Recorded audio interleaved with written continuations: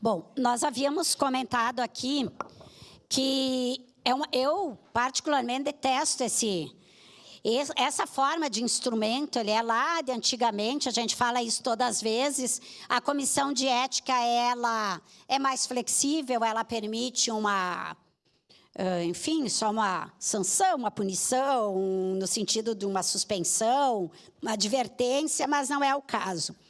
E eu também falei que várias vezes aqui nós votamos favoráveis e outras vezes não, de acordo com indícios que vêm no processo. E eu comentei aqui as 3 coisas que me fez levar favorável à admissibilidade na votação anterior, que é a questão armada, a questão da invasão e a questão da insinuação. Para declarar voto, presidente. Do profissional médico e estar Para declarar voto, senhor presidente. alcoolizado ou com uso de drogas.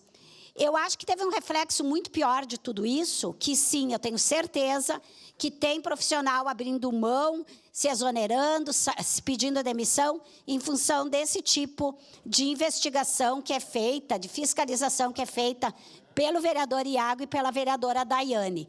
A forma de fiscalizar não é boa. Mas eu quero dizer que esses 3 fatos não temos em relação à vereadora Daiane. Ela, pelo que a gente vê, não fez uso dessa fala, em que pese estava junto, não invadiu ali, não empurrou a porta e não estava com a assessoria armada.